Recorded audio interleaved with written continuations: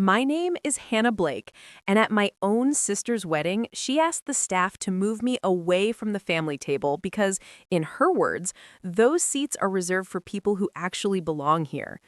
Before I tell you what happened next, make sure to subscribe to the channel and comment the name of your country below, because what happened 10 minutes later stopped the entire wedding reception.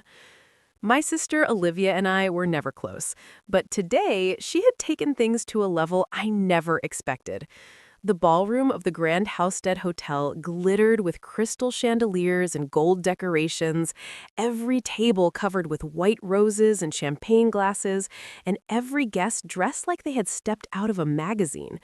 Olivia stood at the center of it all in her expensive designer gown, smiling like the queen of the world, greeting her new husband's wealthy family and their powerful friends. Meanwhile, I stood near the entrance, holding the small wedding gift I had brought, wondering if I should have listened to the quiet voice in my head that told me not to come. Growing up, Olivia was always the star of our family, while I was the quiet younger sister who preferred books, work, and staying out of drama. She loved attention, compliments, and showing everyone how perfect her life looked from the outside. When she got engaged to Daniel Crawford, a successful real estate developer from one of the wealthiest families in the city, Olivia made sure everyone knew she had finally won.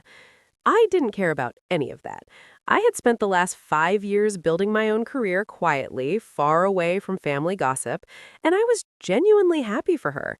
At least, I thought I was. The moment she saw me arrive at the reception hall, Olivia's smile tightened slightly, like she had just noticed something unpleasant in the room.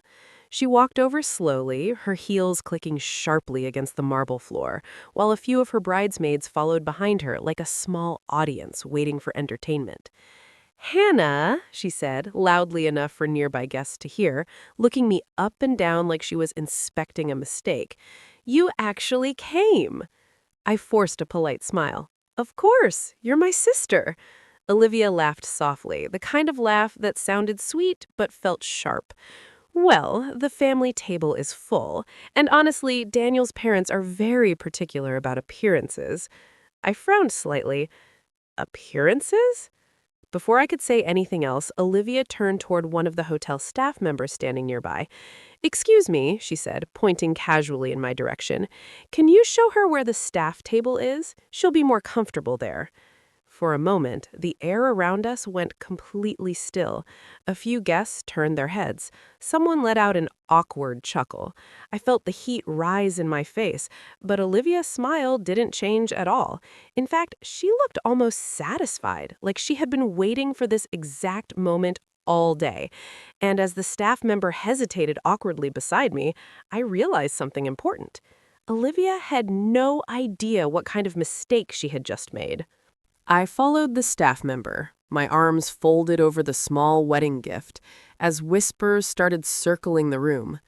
"Did you see what she just did?" someone murmured. "She sent her own sister to the staff table?"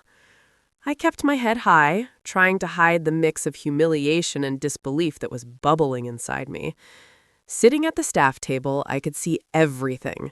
The perfectly arranged floral centerpieces, the golden cutlery, the laughter of my sister's guests, and Olivia's beaming smile as she posed for photos with Daniel. For a moment, I felt completely invisible, like the invisible shadow of the person I used to be, the family failure, as Olivia always teased me when we were kids. But as I glanced around at the staff, a flicker of realization struck me. These weren't just random employees. These were the people who actually ran this place, the managers and coordinators who ensured the wedding went off flawlessly. And that's when I remembered the phone call from weeks ago, the one Olivia had mocked when I told her about it. I had quietly purchased the Grand Housestead Hotel months earlier through an LLC my sister had never known about. It had been my private project, something I kept hidden while I focused on growing my investments and building my career. And now, every table, every decoration, every guest she was showing off to belonged to me. Suddenly, a staff member came over to check on me and whispered, "Miss Blake, we're ready for you if you want to address the guests." My heart skipped a beat. Address the guests? I asked, confused. She nodded, smiling politely, but with that professional calm that only hotel managers have when they're used to handling unpredictable situations. I stood up, my legs trembling slightly, and started walking toward the main hall where Olivia was entertaining her guests. Her smile faltered when she noticed me approaching. She opened her mouth, but no words came out. A few of her closest friends noticed the tension and turned to look as well. Then, the hotel manager stepped onto the stage with a microphone, clearing his throat. "Ladies and gentlemen," he said, "we have a very special guest with us tonight. Please welcome the owner of the Grand Halstead Hotel, Miss Hannah Blake." The words cut through the chatter like a knife. The room went silent. Olivia's eyes widened in disbelief. The guests murmured, unsure if they had heard correctly. The camera flashes from her photographer paused mid-click. For the first time, Olivia's perfect composure cracked just slightly, a tiny crease forming between her eyebrows as she whispered, "What?" I walked to the stage, my dress flowing behind me, the weight of all the embarrassment I'd endured as a lesser sibling melting away with every step. I held the microphone handed to me, and the room remained silent, waiting for the next words to come out.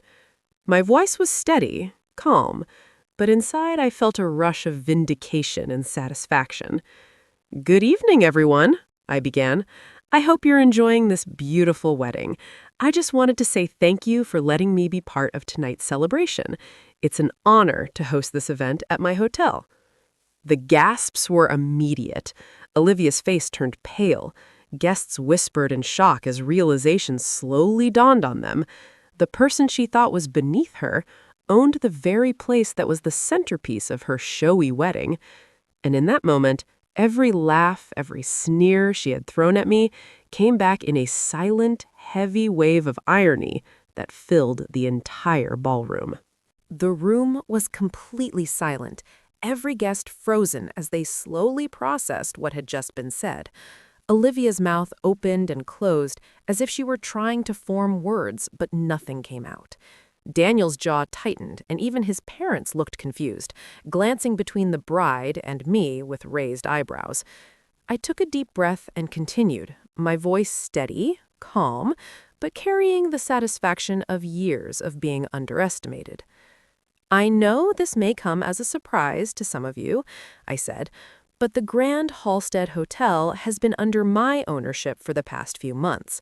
Every detail of tonight's event, the decorations, the arrangements, the staff, was organized by my team and me." I paused, letting my words sink in, and watched Olivia's face shift from disbelief to horror. Guests began whispering among themselves, some covering their mouths, others exchanging shocked glances. I looked directly at my sister, who had suddenly become very small in the middle of her grand celebration. "Olivia," I said gently but firmly, "I hope you've enjoyed tonight as much as I have. After all, it takes a lot to host a wedding like this, and a lot more to be responsible for it." The manager beside me gave me a subtle nod, acknowledging that the moment was mine. A few guests, realizing the truth, started clapping quietly, and the murmurs of shock grew into whispers of admiration. Olivia's face had gone completely pale, and she sank slightly into her seat, as if the weight of her actions had finally caught up to her. I handed the microphone back to the manager and stepped down, letting the staff resume the event as if nothing had changed, while the room was still buzzing with shock. The wedding continued, but the energy had shifted completely.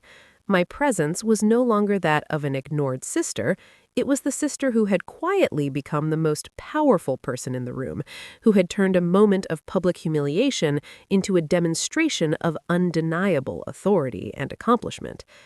Guests approached me later, offering congratulations, whispers of respect, and expressions of awe. And as I left the hall that night, I realized that true power doesn't need to shout. It simply reveals itself at the right moment. And sometimes the ones who tried to humiliate you are the first to witness it. Olivia never spoke to me that night, but the look on her face was unforgettable, a mixture of disbelief, regret, and the bitter taste of irony that only truth can deliver.